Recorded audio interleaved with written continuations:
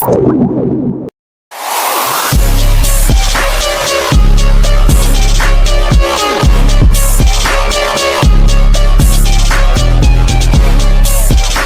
Sobat SDE, kembali lagi di Podcast SDE. Nah, pada episode 3 ini kami akan mengobrol mengenai beasiswa yang dimana pembicara kita itu adalah Kak Kanza. Halo guys, kenalin aku Kanza, aku salah satu awardee dari beasiswa Bakti BCA tahun 2024. Hai. Halo. Nah, gimana sih perasaannya Kak Kanza nih bisa diundang di Podcast SDE? Seneng banget dong karena di sini bisa sharing-sharing juga sama teman-teman sobat SDE mengenai pengalaman aku selama jadi beasiswa hunter sampai akhirnya jadi awardee dari beasiswa. Pasti seneng banget sih. Oh, mantep. Terus sekarang kesibukannya Kak Kanza ngapain aja sih kalau boleh tahu?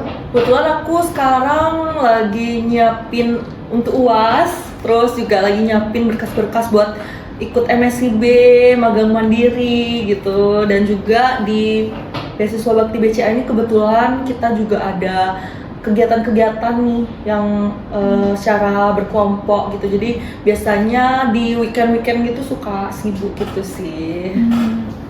Kalau boleh tahu kenapa sih Kak Kanza itu milih beasiswa yang ada di BCA? Kenapa nggak yang lain gitu? Sebetulnya kalau dibilang milih BCA, kenapa BCA bukan yang lainnya? Itu nggak bener sih, karena sebenarnya aku tuh udah nyoba banyak beasiswa gitu, cuma kebetulan yang nyantol BCA gitu. Oke, berarti kalau gimana sih perasaan kakak tuh setelah dapat beasiswa di BCA itu? Jadi kan pasti ada perbedaan dari sebelum dapat beasiswa itu dan sesudah dapat beasiswa itu, atau ada perubahan mungkin? Pastinya seneng sih, kayak bukan seneng karena uangnya aja, tapi seperti yang tadi aku bilang, di BCA sendiri tuh ada kegiatan-kegiatan gitu yang itu tuh benar-benar insightful, terus kayak nambah relasi kayak gitu. Dan itu tuh seru banget kegiatannya guys. Jadi aku bisa dapet teman baru. Jadi perasaanku setelah masuk Bakti BCA tentunya seneng sih, karena bisa ketemu banyak orang baru. Kemudian ya nggak naif juga karena dapet dana juga ya. Jadi membantu banget sih untuk kuliahku gitu. Kalau boleh tahu kegiatannya ngapain aja Jan?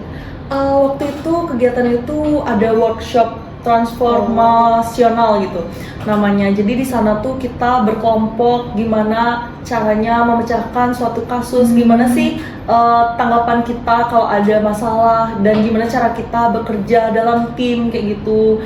Gimana kita bisa menyatukan pikiran-pikiran dalam satu tim dan lain sebagainya. Masih banyak sih kegiatannya, tapi itu seru banget gitu. Oke, berarti kan Kak Kanza udah sebelum daftar di beasiswa BCA ini juga dulu udah pernah. Nah, gimana sih cara Kak Kanza itu melihat peluang bisa keterima itu di beasiswa BCA? Kalau melihat peluang, sebenarnya aku untuk apply beasiswa itu nggak pernah lihat-lihat oh kayaknya di beasiswa ini aku ada peluang, oh di sini kayak nggak ada peluang, nggak pernah kayak gitu sih. Jadi coba aja dulu. Iya, aku selalu apply ke semua beasiswa yang emang memenuhi kualifikasiku. Tapi disclaimer juga, aku meskipun aku beasiswa hunter dulu, tapi aku nggak pernah melenceng gitu dari apa kualifikasi yang diminta. Contohnya kayak kalau memang beasiswa itu biasanya ada yang memang mengharuskan untuk orang-orang yang kurang mampu aja, aku nggak maksain untuk di sana gitu. Tapi kalau untuk beasiswa-beasiswa lainnya yang memang memenuhi kualifikasiku, aku berusaha untuk apply sih biasanya. Oke.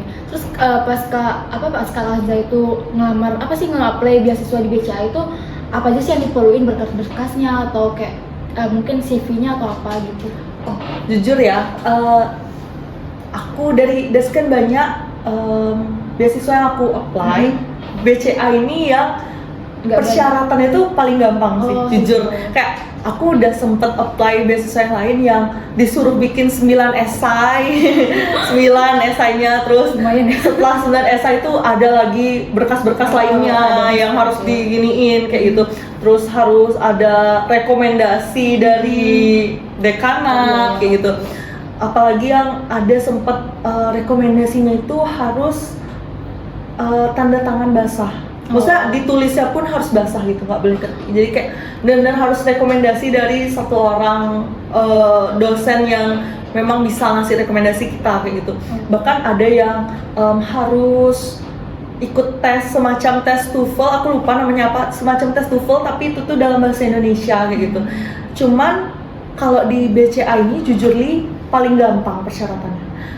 Gampang banget karena bahkan aku tuh gak bisa mendeskripsikan apa yang diminta, saking dikitnya aku bisa ngetik kayak gitu. Kalau di beasiswa lain yang contohnya yang kayak 9 esai kayak gitu, itu tuh ada minimal katanya kayak gitu. Biasanya kayak esai 9 dan per esainya tuh minimal katanya 500 gitu misalnya. Sampai berapa halaman? Iya, sampai yang kayak kita tuh bingung apa ya lagi yang mau ditulis kayak gitu.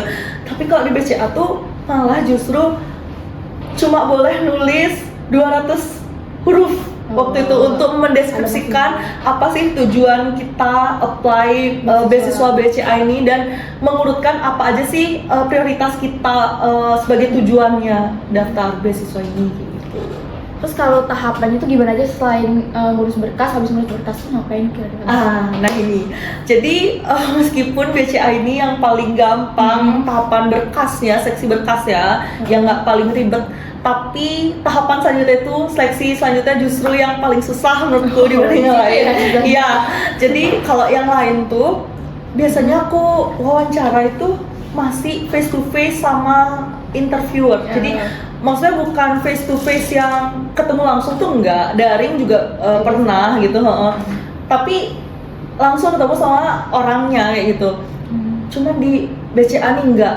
Kalau biasanya di beasiswa lain tuh cuma interview aja sama interviewer, udah gitu aja tahapan selanjutnya. Kalau di BCA tuh enggak guys. Jadi di situ tuh kita ada ngisi tes tulis gitu. Ada 3 tes, yang itu tuh harus ngeluangin waktu, mungkin satu tesnya tuh ada 30 menit sampai 60 menit gitu. Dan tes apa aja itu? Tesnya itu ada tes minat bakat yang sekaligus sama IQ gitu kalau nggak salah. Terus ada tes yang kayak kemampuan penalaran kayak gitu, dan tes kayak semacam UTBK gitu sih, cuman versi upgrade yang lebih susah ya kayak gitu. Jadi itu tuh juga pakai waktu dia, itu sih susahnya. Dan interviewnya tuh susah sih menurutku, tersusah ya dibanding beasiswa lainnya aku pernah apply. Jadi di BCA ini kita nggak langsung ketemu sama interviewernya, meskipun sama-sama online gitu interviewnya, tapi kita itu jadinya berhadapan sama kamera. Jadi kita tuh direkam dan dikasih waktu untuk ngomong. Jadi begitu selesai waktunya ya udah kita mau selesai nggak selesai gitu ya gitu. Jadi kayak kalau misalnya ngomong sama orang kan, misalnya kita nggak pinter untuk ngungkapin, orang tuh masih bisa ngerti gitu. Tapi ini kan sendiri ya. Iya, betul. Jadi kayak bingung ya. Dan di BCA pun interviewnya itu pertanyaannya jujur agak susah ya dibanding luar gini ya. Iya, di luar gurul ya. Karena aku melajarin waktu mau interview BCA itu, aku melajarin apa yang biasanya keluar di interview di beasiswa biasanya ya, yang kayak tujuan kamu apa, goals kamu apa, yang gitu-gitu. Tapi ternyata nggak ada yang keluar sama sekali guys. Jadi aku melajarin dari TikTok, aku belajar dari semua kegagalanku sebelumnya, terus tuh semuanya nggak keluar. Jadi alhasil aku sia-sia nyiapin, dan akhirnya aku bener-bener make jawaban yang jujur, jadi ya apa adanya kayak gitu ya. Gitu. Jadi pertanyaan itu lebih ke problem solving kita kalau kita menghadapi masalah kayak gitu. Pertanyaan jadi nggak sama kayak beasiswa pada umumnya kayak gitu. Berarti itu satu tahap sekali wawancara ada 3 soal itu aja, habis itu selesai lulus atau ada tahap lagi atau gimana, kayak ada pelatihan gitu? Jadi setelah kita seksi berkas, kita langsung ke tahap yang 3 tes dan juga 1 wawancara, habis itu langsung udah deh pengumuman gitu. Terus untuk tadi kan katanya sempat bilang wawancara itu langsung di video, itu dikasih soal itu soal abis itu kita nge-tag video gitu atau gimana? Jadi dikasih video berupa itu interviewernya. Jadi interviewernya itu lagi ngomong seolah-olah lagi ngomong sama kita tentang soal apa yang mau ditanya kayak gitu. Setelah itu langsung countdown 3, 2, 1 terus langsung take. Oh, Kita wah. langsung ngomongnya kayak ya gagu-gagu juga ya, itu Panik. jawabnya panik juga. Iya. Sebelum itu kakak dapat apa sih informasi mengenai apply beasiswa ini di mana ya, selain di mungkin Instagram gitu kan, atau ada lagi yang lain gitu? Oh, kalau BCA ini kebetulan aku lihatnya pertama dari TikTok. Terus setelah dari TikTok juga waktu itu diterusin ke grup angkatan pembukaannya beasiswa bakti BCA ini. Jadi kayak aku berusaha nyoba aja sih waktu itu. Terus ada nggak sih kendala yang kakak rasakan pas udah menerima beasiswa tersebut? Kendala Selama kegiatannya itu mungkin atau apa gitu? kalau kendala itu mungkin aku waktu sih ya. Kayak waktu itu aku karena ini beasiswa yang emang aku artinya udah komitmen, aku harus ngejalanin juga semua rangkaiannya, termasuk kayak workshop yang waktu itu. Sedangkan aku juga di sini sebagai ketua yang emang punya tanggung jawab juga di lembaga. Kebetulan kayak waktu itu di EAD aku harus jadi undangan yang nggak bisa diwakilin. Kemudian juga harus datang workshop yang jamnya itu bersamaan. Akhirnya aku terpaksa harus jalanin dua-duanya. Akhirnya kebetulan tadinya aku juga di AD itu jadi peserta, tapi ada aku lepas pesertanya, jadi akhirnya aku datang dulu ke pembukaan, terus aku langsung cepet-cepet ke workshop gitu. Bisa keduanya juga. Iya, ya, jadi struggle tuh di sana ngatur waktunya gitu. Tapi ya emang harus jalan dua-duanya karena tanggung jawab dua-duanya. Jadi aku mau komitmen sama dua-duanya gitu. Kalau dari BCA-nya tuh ada nggak sih tanggung jawab yang spesifik banget yang dikasih pas udah kita mendapatkan beasiswanya dia gitu? Tanggung jawabnya sih yang penting kita harus ngikutin banget apa yang mereka suruh. Kayak contohnya harus ikut workshop, kita benar-benar harus ikut kayak gitu. Misalnya ada penugasan kayak waktu itu aku sekarang ini disuruh buat bisnis plan berkelompok, jadi emang harus benar-benar aku buat kayak gitu sih. Jadi emang harus komitmen sama apa yang udah disuruh gitu.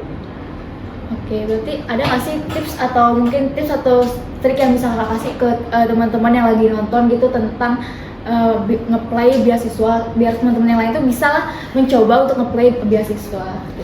Mungkin ini nggak cuma buat BCA ya, tapi buat semua beasiswa lainnya.